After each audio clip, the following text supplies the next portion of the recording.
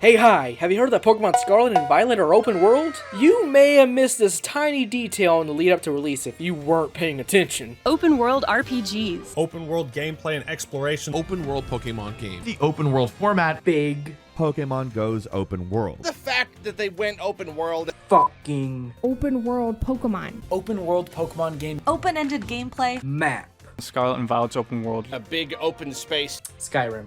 Ah yes, the natural endpoint for any big gaming franchise. What if we made this, but the size of Delaware?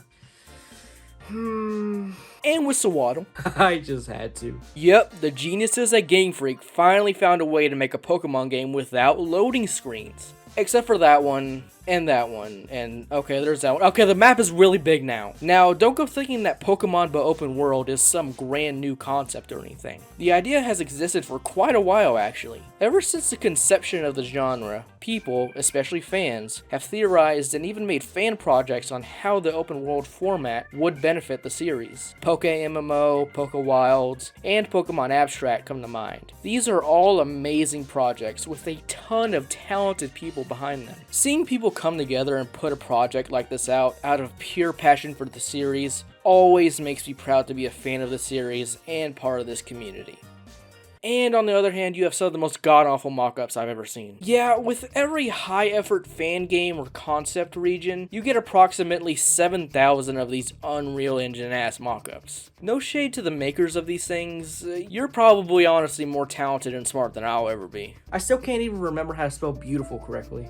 Ooh, yikes. But what is with these mock-ups and wanting to turn Pokemon into Skyrim? And I'm not saying that it's like some specific fun crossover idea. A lot of these images and videos usually come with comments like, "This is what Pokemon would be if Game Freak wasn't so lazy." Like, you know what game you're talking about here, right? Pokemon is, at its core, a turn-based RPG. And so many of these concepts turn it into a straight action game. Now, I'm not saying that there's not room for action elements in Pokemon. I quite like the movement in Legends Arceus. But there's gotta be a line here, guys. I mean, this isn't Dark Souls here. Okay, get that off the screen. Get that off the screen. Get that off the screen. I bring this up to ask the question, does Pokemon need to go open world? I get that the games themselves have been stagnant for a while, but is the fact that you can't scale a mountain or spend 20 hours going from one end of the map to another really the main thing the games have been missing? It's just that there's been this trend in gaming in the last decade or so where it seems like the natural way to go for any series is to make it bigger. Final Fantasy VII? Bigger. Monster Hunter? Bigger. Resident Evil, according to rumors? Bigger!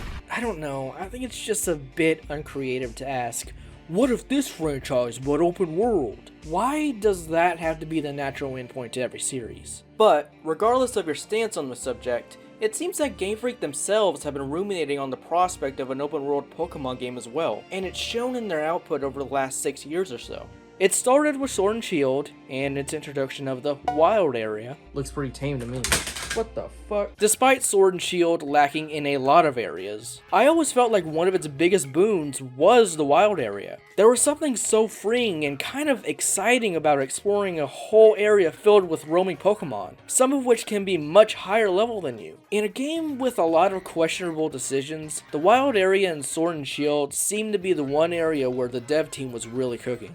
The problem was the fact that they made it the size of a Gmod map. Yeah, despite everything I just said, the major problem with the Wild area, at least with the base game, was the fact that there wasn't much of it. I remember when I played this game blind for the first time, I was convinced that this section in the middle was going to be the starter Wild area, and that there was going to be a whole other secret one that was hidden in the post game or something. I have not had a hopeful thought since. There was just one Wild area, and in retrospect, this thing is tiny. There's like 3 biomes, a daycare center, some trees, and that was it. The DLC fixed this problem somewhat by adding 2 admittedly pretty good and diverse wild areas to the game. But I always found it hilarious that the marketing for this game pushed the wild area so hard when you don't really interact with it that much. Most of my memories with this game don't really have to do with it, to be honest. But for our purposes here today, I do look back at Sword and Shield's wild area with a bit of quaint nostalgia, as a bit of a stepping stone of sorts. Fast forward to 2022, and the release of Legends Arceus. Now, I have a whole video explaining my thoughts on Legends Arceus, but what you need to know for now is that the semi-open areas were one of my favorite things about that game. I think GameFreak took the idea of the wild area and gave us 5 honestly pretty memorable areas. Even a couple years removed from it, there's plenty of landmarks and encounters from those areas that I remember pretty vividly. Climbing on the Coronet Highlands, that big Rapidash from the starting area, the ice caves of the Alabaster Icelands, that big bitch of Powdon in the Crimson Mirelands. Classic memories. And even though I had problems with the task system in that game, one thing that I will give it is that many of the tasks forced me to master the terrain. Whether that be getting higher ground to get a good vantage, or using the tall grass patches, walls, and cliff sides to sneak around certain Pokemon. Each of the 5 areas are pretty distinct as well. I don't think I ever got 2 of them mixed up. Okay, I should move on. If you want more thoughts on that front, please go watch the first video. The point is that Legends Arceus took what Sword and Shield did with the wild areas and majorly expanded it. To a point. You see, these were all still separate areas that you had to select from a map screen, not one connected world. That may not seem like a big distinction, but it kind of is. The areas are gated off to you based on your progression through the game. What if there was a Pokemon game with one seamless open world? What if you could go anywhere, do anything, and not be tied down and barred off in any way? I love asking stupid leading questions. And then, of course, we arrive to Pokemon Scarlet and Violet, and the region of Paldea, an open world region based on Spain that you can explore in any way you want. One thing I will give this game off the bat is that from the jump, the open world was the thing about Scarlet and Violet. They didn't pussyfoot around it, there was no tease, just boom, open world. This was a good sign to me at the time. I was glad that GameFreak was committing to a single idea first, and then building the game around it. An idea that they had built up and innovated over time, and not just thrown out for a new gimmick entirely. That honestly was a major refreshing change. It seemed like GameFreak was actually committed to this, and it's not hard to see why. At the risk of contradicting myself from earlier, I would like to say that there are a lot of things Pokemon can benefit from by going open world on paper. For one, there's the opportunity to actually explore the world of Pokemon. It may seem like a simple thing, but really, the main draw and main arguing point for an open world Pokemon game is that we've never really gotten the opportunity in the past to explore a region in depth. While Pokemon games in the past have had excellent senses of space for what they are, in my opinion, I can't tell you how many times as a kid I asked myself, ooh, I wonder what's over there, only to find out it was an inaccessible area. An open world game would, theoretically, fix that problem. You see that interesting landmark or feature? You can go there. The other big drawing point for an open world would of course be the Pokemon themselves. What if you could see each species of Pokemon in their natural habitat, just doing their thing? Now, Legends Arceus already had this base covered, with how each and every Pokemon is fully shown in the world walking around. But what if it went further? For example, what if you saw the Pokemon themselves fighting each other in the open world over territory? There's still so much that could be explored with the Pokemon themselves and how they interact with the world. Just see either the anime or the Pokemon Snap games, for example. It would be small details, but I promise you that they would add up in the end. And from a pure gameplay and design angle, an open world Pokemon game could fix the pacing problem a lot of classic games in the series face. I am once again going to reference this Funk video as an example. Instead of being walled off on which Pokemon you can get, what gym leaders you face, and what areas you are granted access to at any given time, a true open world game would let the player create the exact team that they want, face all the challenges in the game in any order they want, and truly make their playthrough their own. Scarlet and Violet have the possibility to be the most replayable games in the series thanks to this format. Okay, now it's time. Now that all the possibilities and expectations are out there, it's finally time to see how Scarlet and Violet stack up. And finally ask the question, are Scarlet and Violet good open world games?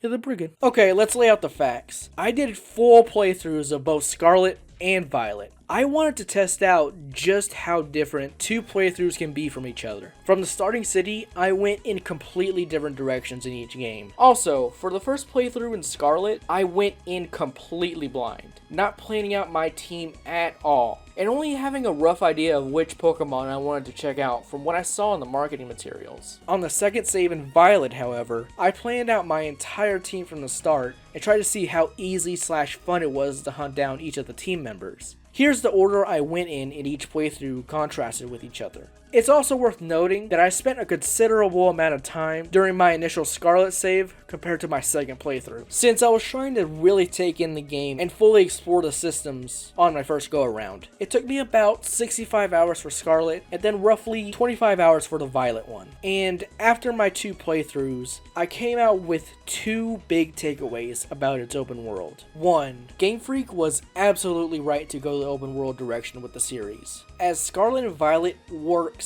as an open world game. And two, I think they still have a long way to go until they have a truly classic open world game on their hands. But first, let's start with the positives. Overall, it's pretty fun. I'm happy to report that both my playthroughs of the game felt pretty different from each other. The loose structure of this game really makes it the most spontaneous Pokemon game to date. There were a bunch of times where I was dead set on an objective, only to be distracted by a million tiny things on the way. This, in my opinion, is the way you do an open world game. It's not about pure size or how detailed the world is. Those can definitely be factors for sure, but to me, an open world is at its best when you can get lost in all the little side activities and challenges, and are properly rewarded for exploring them. Things such as the Terra raids, which I love by the way. They took the G-Max raids from Sword and Shield and actually made them fun to play. Instead of each player going when it's their turn, the Terra raids do something a bit bold and turn the game into a semi-active time raid boss, kind of like an MMO. Timing is kind of crucial, and there's a bigger focus on synergies and teamwork. I honestly really enjoy them, not only in terms of the Pokemon you can find and the rewards that you get from completing them, but also the spice that they add to the larger game.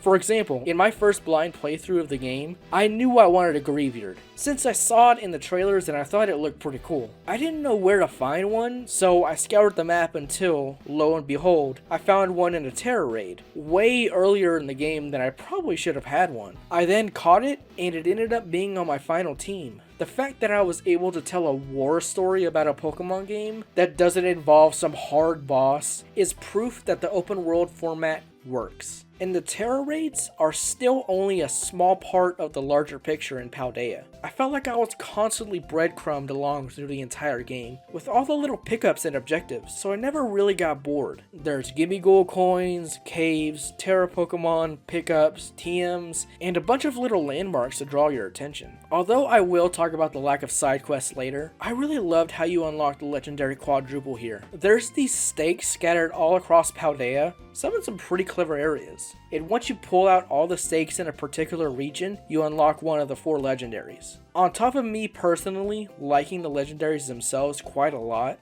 the way you unlock them made it all the more rewarding. If you're gonna take one thing away from this video, it's that Pokemon Scarlet and Violet are the most a Pokemon game has felt like an adventure in a long time. Which may not be much considering, but the point still stands. Rather than the player shaping the game to fit their playstyle, Paldea cleverly shapes around the player with its various systems. Don't like the Terra raids? You don't have to do them. Don't want to hunt down 300 Gimme Gold coins? Totally optional. The game never really forces you to do any of these side activities, but they're here for the people that want to do them, and the game properly awards you for doing so. I love that the game almost never stops you from doing anything. You can go in any order you please, and the game doesn't really tell you no, which is a sign of a good open world. Another good sign is the diversity that you can find within its landmass and population. In part 1, I've already gone over how the game doesn't look so hot. But in terms of the actual design of the map, I would say it's pretty solid. There's a lot of land to cover, and there's some decently diverse biomes to traverse in that land. I had a ton of fun in the region of Paldea. GameFreak realized that if you're gonna have an open map, there ought to be stuff to actually do in it. And I would say overall they nailed it. But unfortunately in the rulebook it says that not all of God's creations are born without sin, art included. So, Let's see how they fucked up. So, I'm really conflicted on the level scaling, or lack thereof, in this game. For those that don't know, the three main types of objectives in Scarlet and Violet, the gym leaders, the team star fights, and the Titan Pokemon, are all at fixed levels. So that means that no matter what order you do these objectives in, the challenge each one poses will always be at a fixed point. Whereas if the objectives were scaled to your general team level, it would ensure that each challenge would be just the right difficulty for you at that point of the game. I know this is technically a gameplay thing, but I'm saying my piece here since the order you go in does affect how you traverse and interact with the open world. While it's true that level scaling would mean that there would be a lot more variation in each playthrough, and possibly make Paldea a fresher experience each time you go through the game, I would like to play devil's advocate for a second. I think I've had nightmares about this. Now, on paper, level scaling in Scarlet and Violet seems like a great idea. For example, just imagine that each gym leader could have various different teams at various different stages, depending on what order you got to them. The possible variations for each gym leader would be staggering. But take a step back for a second and repeat that. The variations would be staggering. Do you understand how much effort that would take for the developers to balance each and every gym in the game 64 different times to account for each and every possible order you can go in? And that would just be the simple changes. Things like the amount of Pokemon each gym leader has, the levels they're at, their abilities, moves, held items, and general AI would have to completely change to fit where you're at in your adventure. And remember, the gyms are only 1/3 of this game. The same thing would have to apply to the Titan battles and the Team Star raids as well. It just seems like a bit much to me. And while it sounds cool, I honestly don't think that this would be the best way to balance the game, even if it was feasible by the development team. I mean, it would be impressive, but would it really make for a better game? Honestly, I was initially disappointed by the lack of level scaling. But as I played through the game,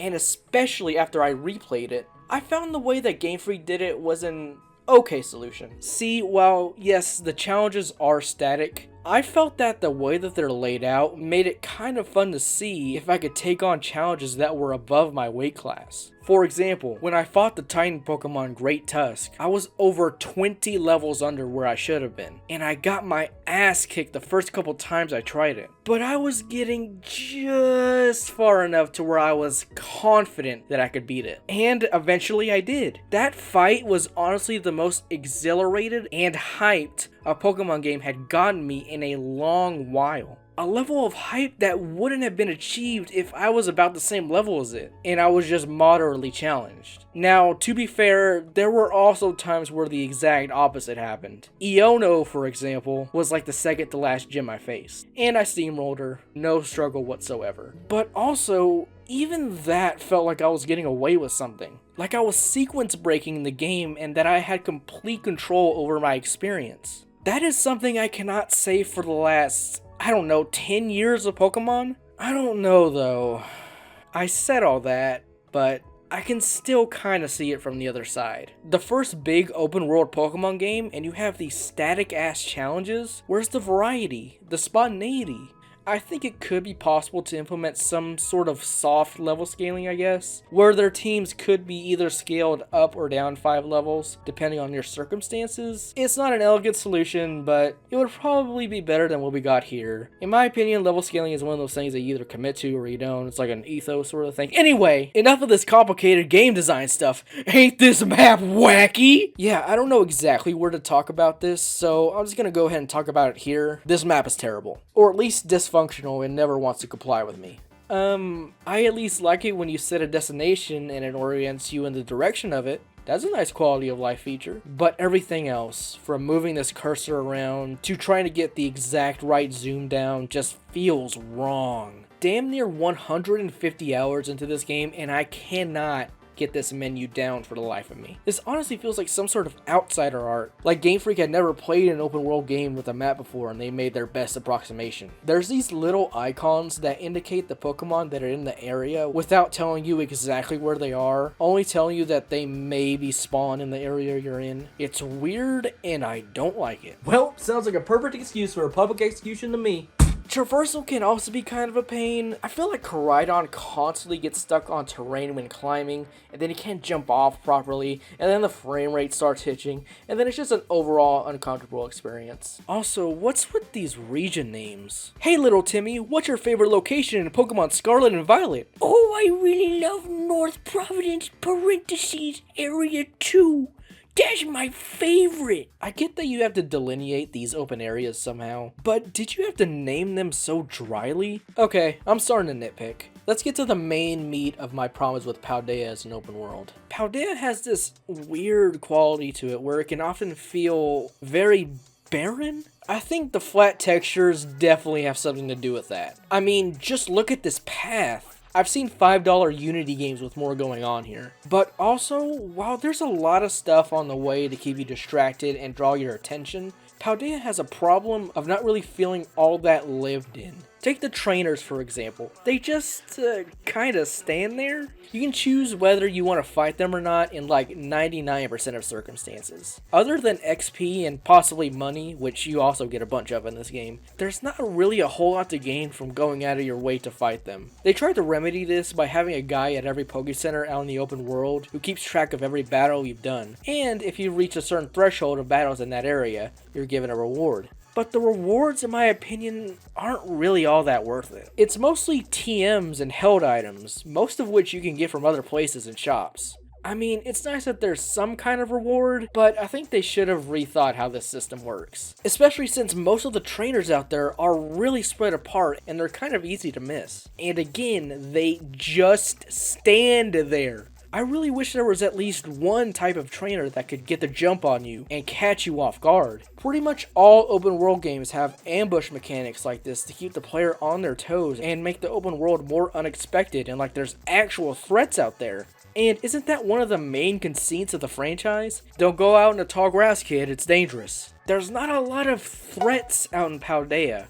It's mostly static encounters that you can totally pass over if you want. To me, the biggest threats out in the open world of Scarlet and Violet are trying to go 2 steps without accidentally running into a microscopic wild Pokemon I didn't see. Seriously, I wish there was some ability like Ryuji's from Persona 5, where you could just crash through low-level Pokemon without having to fight them. Another disappointment I had with Paldea is the lack of side quests. Now, Pokemon has never been known for its side quests per se. Its optional content has mostly been relegated to minigames and post-game checklist stuff. Complete the Pokedex, rematch the gym leaders in Elite Four, Battle Tower, yada yada. But I think Scarlet and Violet would have been a perfect opportunity to add a proper quest log and other side activities to the series. I honestly thought that was the way that they were going, since Legends Arceus did have a bunch of optional quests you could do, with some even contributing to your progress in the Pokedex. But no, they're not here in pretty much any form. Now that's not to say that there's not enough stuff to do in this game. There is, especially in the DLC, but not really in the open world. It's mostly stuff like the classes you can take, rematches, little optional cutscenes. And while this stuff is cool, to me it's a major missed opportunity to not have more robust side activities in the open world. The main point of this game existing in the first place. Even if it wasn't full side quest chains, just some sort of random event or something to make it more engaging. Because as it is, the open world is fun, and I guess there's no other descriptor I could use. It's dumb fun to go filling out your Pokedex. It's dumb fun to do the terror raids. It's dumb fun to pick up all the little items on the ground. Paldea is just missing that X factor, that extra juice that makes a lot of other open world games more than just dumb fun. Just off the top of my head, I can come up with 1,000 little ideas for encounters. I can imagine some sort of system where the Pokemon themselves can ambush you and force an unavoidable raid-like battle in the open world. Maybe some NPCs or your friends can come and join you to take it down. Maybe they can add a type of trainer that can jump out of a bush or disguise themselves as treasure, and have a team of Pokemon with a unique strategy that you have to figure out. And after you beat them, maybe you can get a great reward, like unique currency that you can trade in for rare items. Those those ideas are things I came up with in like 10 minutes. So I'm sure the senior designers at GameFreak have the capability to come up with something even more interesting next time. And that's just the thing with every Pokemon release, right? There's always a next game. Maybe they can clean this up. Maybe they can fix this. Maybe this won't be as broken next time.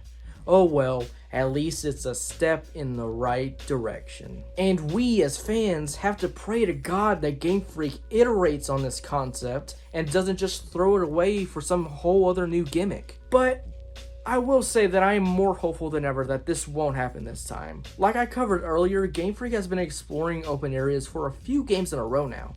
So I think this signals that this is going to be the main format going forward. So please, Game Freak, please iterate on this idea for whatever game you got cooking up next. And please listen to our feedback. And there it is, my thoughts on the open world of Pokemon Scarlet and Violet. At the end of the day, I want to get across that the format works. And I think that's the main thing we should be focusing on, regardless of how flawed it may be. And I also think we shouldn't forget that I went through this entire video without mentioning Breath of the Wild or Tears of the Kingdom once! Congratulations, Side-Eye! That's a YouTube first! You're officially the best Pokemon YouTuber of all time!